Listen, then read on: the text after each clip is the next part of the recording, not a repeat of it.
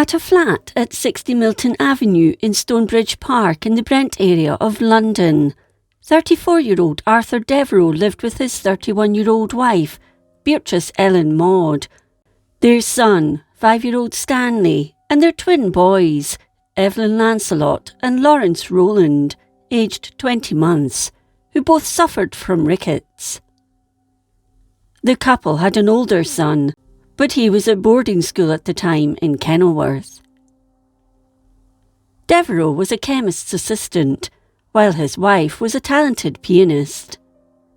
The couple had met in 1896 and married on 2nd November 1898.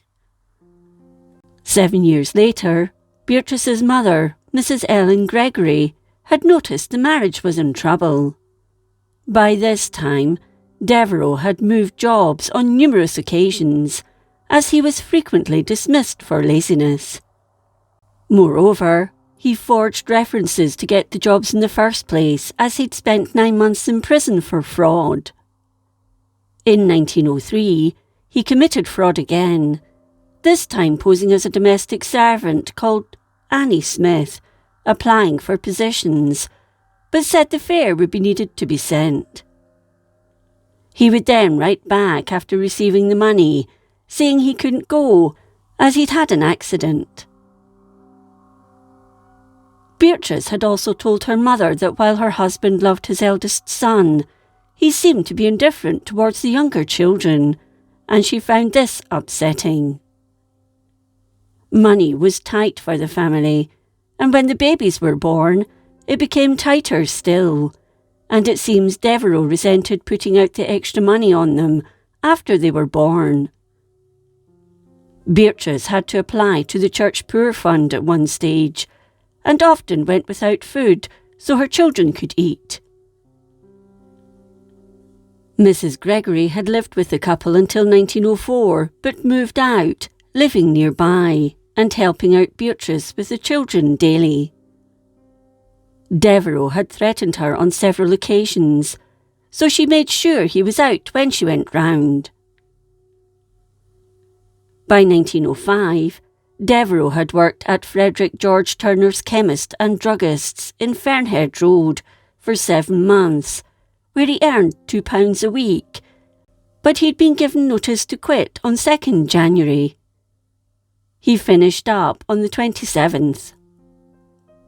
The following day, Saturday 28th January, Beatrice and her mother went shopping for food, then the pair parted. It was the last time Mrs. Gregory saw her daughter alive. On 7th February, the landlord's agent, William Garfath, was passing the property and was surprised to see boxes being loaded onto a van. He spoke to Devereux, telling him he had another week at the house, but he said he was simply taking some boxes to a new apartment and wouldn't be leaving until the rent was up. Later that same day, as Garfath passed again, he saw furniture being loaded on a van. Thinking the Devereux were going to skip their final rental payment, he asked what was going on, and Devereux told him he'd changed his mind, saying it cost a lot of money to buy milk for the children in a week, and that he was living too close to his mother-in-law. He paid the agent the outstanding 7 shillings and 6pence, but gave no details of where they were moving to. In the middle of February, Mrs. Gregory returned from a prearranged 2-week trip to London and knocked on the door of number 60. There was no answer. Mrs. Sarah Wells, who lived next door at number 58, spoke to her and told her the family had moved out. She went on to say she'd seen Devereux and Stanley making bonfires in the back garden on Saturday 4th February, and from then on, she never saw or heard of Beatrice or the twins. She also told her about the vans outside the property. This was completely out of character for her daughter, but she did have one clue to go on. The name of the removers was Bannister of Harrow Road, so she went to see them. Thomas Bannister claimed not to know where the vans had gone, but it later turned out Devereux had told him not to pass on the details should she come asking. Eventually he caved, and she found out that he was storing a tin trunk for him in his warehouse. On hearing this, she told him she suspected the bodies of her daughter and twin grandchildren were in it. Bannister didn't believe her. He'd been told it contained books and chemicals and had no reason to suspect anything was amiss. That same Saturday, the 4th, Devereux paid a visit to Tom Perry of furniture dealers Chalice and Company, trying to sell a perambulator. Perry refused, but on the Monday paid a visit to the house and bought some furniture. It was arranged for it to be removed the following day, after the price of £1 12 shillings and sixpence was agreed, and he gave Devereux a receipt, which he later produced in court. On 19 February, Devereux asked Bannister and his wife to look after young Stanley, as he'd just got a job at a chemist's in Coventry, and he said he'd send for the boy in a few weeks, which he did. The little boy arrived in the city on 24th March. He also spoke to Harry Brazier, the dairyman, in the run-up to his departure, cancelling the milk order and telling him, "We don't need any more milk." He either said, "The missus has gone away for a time," or that, "The lady and baby have gone away."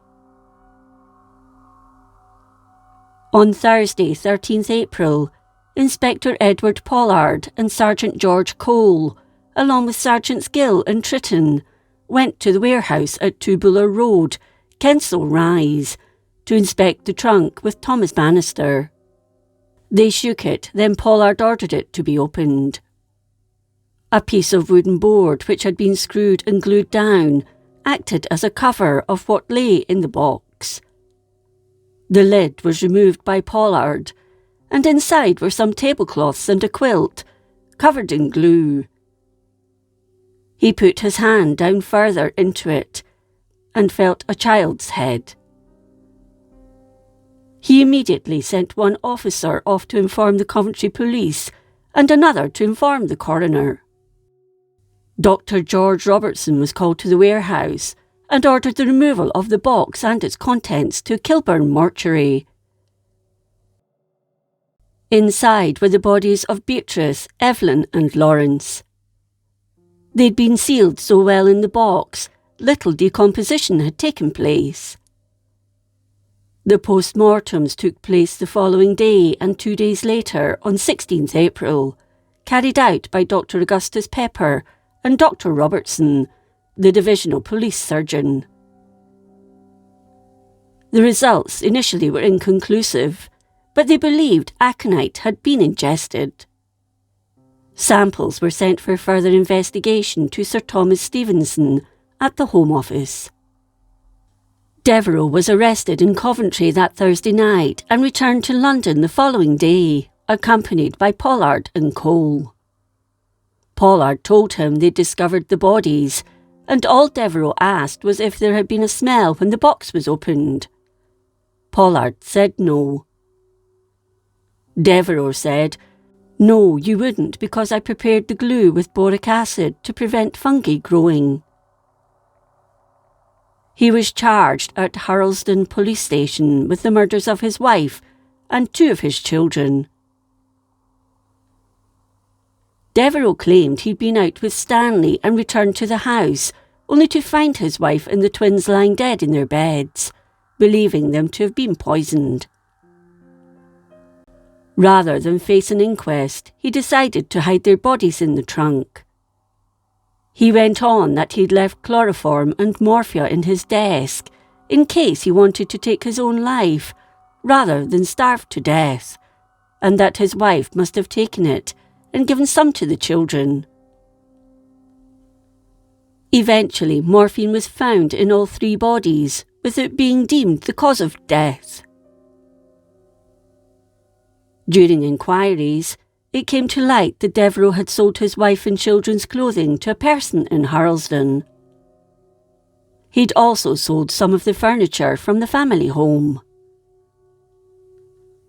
Devereux was remanded at Brixton Prison, where he was sure he would be exonerated. A few weeks before the trial, he began to feign insanity, but following examination by Dr. Forbes Winslow and Dr. Talbot McCarthy, was found to be fit for trial. On Wednesday, 26 July, he appeared at the Old Bailey in London before Mr. Justice Sir Edward Ridley and was defended by George Eliot, Arthur Hutton and Cecil Finch.